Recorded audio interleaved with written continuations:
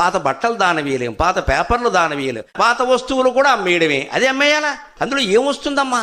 ఇంకా విచిత్రమైన వార్త నేను మా శ్రీమతి ద్వారా విన్నాను. జుట్టు రాలిపోతుంటే ఆవిడ వేలికి చుట్టి తెలిసిపోయింది, నేను చెప్పకలా.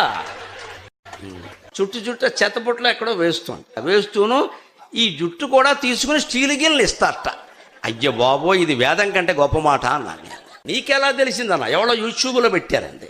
యూట్యూబ్లో ఇటువంటి దరిద్రపు విషయాలా? ఇది కూడా అమ్మేయాలా? రాలిపోయిన జుట్టు అంటే ఎంత పిసినుగొట్టుల్లో వ్యవహరిస్తున్నామండి మనం. అంతగా జుట్టు కొనేవాడు వస్తే ఇచ్చేయండి దానం. అది కూడా అమ్మేసుకుని ఓ స్టీలు చెప్ప కొనుక్కొని అందులో కాఫీ తాగాల? ఎక్కడా ఔదారి. రాత్రి పాలకోవ తెచ్చినా కదా, కొంచెం తీసుకురా. నీ ఆరోగ్యం కోసం నేను తినాల్సి వచ్చింది ఆ పాలకోవ. నా ఆరోగ్యం కోసం నువ్వు పాలకోవ తినేదేంది? మొన్న నువ్వేమన్నావు, స్వీట్లు ఎక్కువ తిని పొట్ట వస్తుంది, నేను డైట్ చేయాలన్నావు కదా, అందుకని నేను తిన్నా. ఏంది కేజీ ఒకదానే తిన్నావా? నీ ఆరోగ్యానికంటే కేజీ పాలకోవ నాకేం ఎక్కువ కాదు. పార్టీ లేదా పుష్ప? బిజినెస్ బొక్కలేక మేం చేస్తుంటే మధ్యలో ఈడొకడు. నువ్వు డిష్ బిల్లు కట్టావు, కరెంట్ బిల్లు కట్టావు, వైఫై బిల్లు కట్టావు, అన్ని నేనే కట్టినా. కావాల్సినప్పుడు రిమోట్ మాత్రమే. ఇది ఎవరు కట్టాడు? అదే నేనే. అప్పుడు ఇవన్నీ కూడా నువ్వే కట్టాలి. పక్కింటోడు ఎదురింటోడు కడితే చాలా సండాలంగా ఉంటది. ఏంటిది మన కూతురులో ఉందే? ఏమే నాన్న, ఇంట్లో కాలేజ్ అని చెప్పి ఇక్కడ వచ్చే రెస్టారెంట్ లో బాయ్ ఫ్రెండ్ తో తిరుగుతున్నావు నువ్వు? నాన్న మరేమో. సరేలే, మా పిల్ల కూడా ఆడి దగ్గర కట్టించు.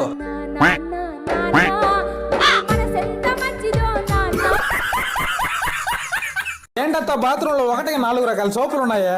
మీరు ఏ రకం సోప్ వాడతారో తెలియదండి, అందుకే 4 రకాలు పెట్టా. బాత్రూమ్ లో సోప్ అయిపోయినట్టుంది, ఒకటి మార్చేసి కదా. ఆల్రెడీ వంట సోప్ అయిపోయింది, కానీ అక్కడ బట్టల సోప్ రుద్దుకోండి. ఇదిగో కొత్త అల్లుడు, నువ్వు వచ్చావని చెప్పి chicken, fish, prawns, crab, mutton అన్ని తీసుకొచ్చా, కానీ బాగా తినబోయే అల్లుడు. పాతలుడు వచ్చేటప్పుడు మా 1 కేజీ చికెన్ తెద్దామని తెలీదా? సరేలే, నువ్వు వచ్చావని చెప్పి కాళ్ళు తలకాయలు తెస్తా, చికెన్ తింటావు కదా.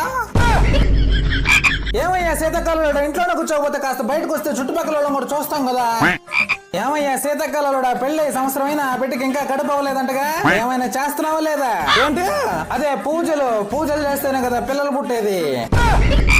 ఏమే కట్నం అది బ్యాలెన్స్ ఉంది, కొంచెం అడగచ్చు కదా మీ అమ్మ వాళ్ళని. నాకున్నది ఒక్కగానొక్క ఆడబిడ్డ, ఇవ్వకుండా ఉంటావా ఏంటి? ఏమే పెళ్లి సంవత్సరం అవుతుంది, కట్నం అడగాలని తెలీదు? ఆ వదిన మీ అల్లుడు కట్నం అడగరా అని చెప్పి కేసు పెట్టి జైల్లో పెట్టి చేశారంటగా. వచ్చాడా? ఇంకా జైల్లోనే ఉన్నాడా?